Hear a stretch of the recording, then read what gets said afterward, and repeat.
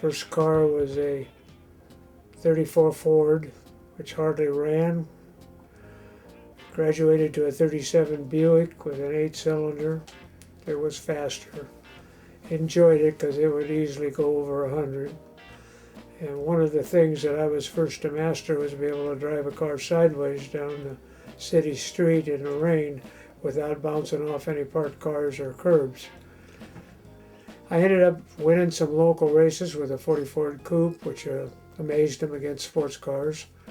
And then somehow a fella happened to see me driving, liked my style, couldn't understand how I could drive so fast sideways, and asked if he bought me a real race car, would I drive it? And of course I said, well, if you buy me a Ferrari, I'll drive for you. Next thing you know, I'm in a 3-liter Ferrari, and we proceeded to win about 7 races in 2 years, but we led every race. We probably led 30 races, and the engine would always blow. So I was getting a reputation of being a car breaker, which is unfair, believe me. When a wheel falls off or the engine breaks and you haven't overrun it, it's not the driver's fault as a rule. I told him that I needed something faster, and he didn't want to spend the money, so I hawked the house that we had bought. It cost $13,000. I bought a race car for myself. It took me a year to go broke and lose everything that I'd made in the past 4 years. So we're starting over again. And I put a bunch of volunteers together, and we went racing. We won the Canadian Championship, and that gave me a sponsorship to go to the East Coast. Continued to win more races than I lost, and went through about 3 different type of cars, all fast. And a fellow by the name of Dan Gurney came up to Seattle. He liked what he saw, and he said, well, I'm signing a contract with Ford Motor Company and going to Europe. Of course, it took me about 30 seconds to swallow before I said yes. And I have to say that we led every race we were in. We didn't finish every race. And probably the most memorable race in my life was Targa-Florio, which is 42 miles around, has 400 turns. If you miss a turn, they don't find your body. There are no spectators. And in practice, in fact, I ran into a herd of sheep. I killed or maimed about 14 sheep. And then I remember him talking to me about back to England in a box. And that was a turn where if you missed it, you went off a 500-foot cliff, and it killed 6 Englishmen. Well, from that year on, I went back with Dan, and we raced those races. We set every record that was to be set over there, won the GT class, led Le Mans for 21 of the 24 hours.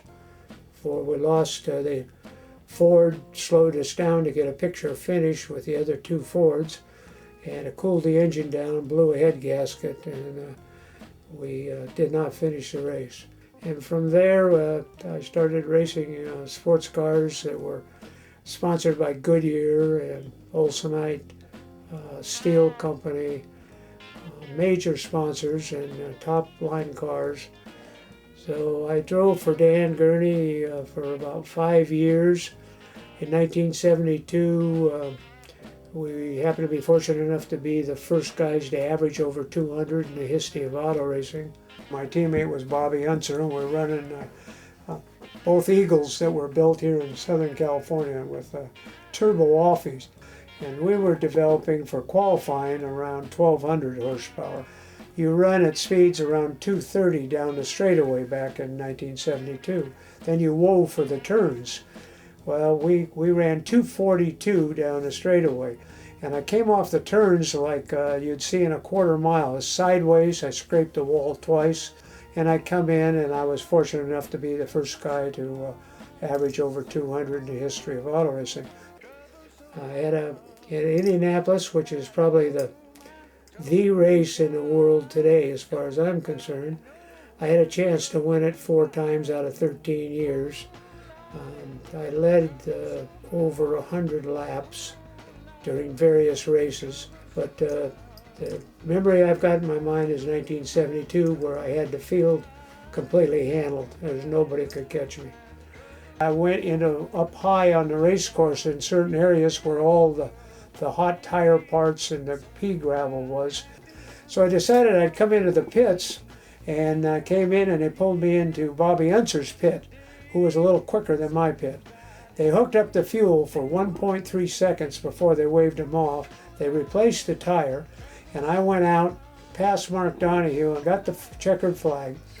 And I had always, every race I won, I'd go an extra lap to cool down, to get my composure, to think whether I was going to drink Budweiser, which paid $20,000, or milk, which paid $10,000. Well, I went 2 laps around the course, came back in, and Roger Penske had Mark Donohue in victory circle. We went to court 2 days later. We had ABC backing up the records. They had us winning. 23 of the scorers had us winning. But they'd already announced that Mark Donohue had won the race. We went away with, as I say, the pace car and a new pair of driving shoes.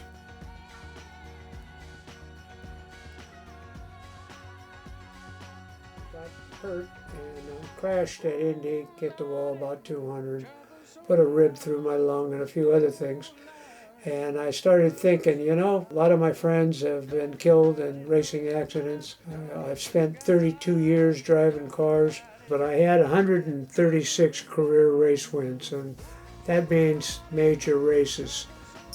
And then Champion Spark Plug came along and said, if you want to retire, we'll make you a director of motorsports for the corporation. And you'll get to go to all the races, and you'll do the same thing, but you won't drive. I'm still here above ground, and I enjoyed riding my street bike. I've got a Beamer. We run 2-3 days, 1,200 miles. I still run some classic car races. I run a 620 horsepower Corvette. And I'm back here sitting back at my desk enjoying my grandkids. All the time. Life in the fast lane. Life in the fast lane.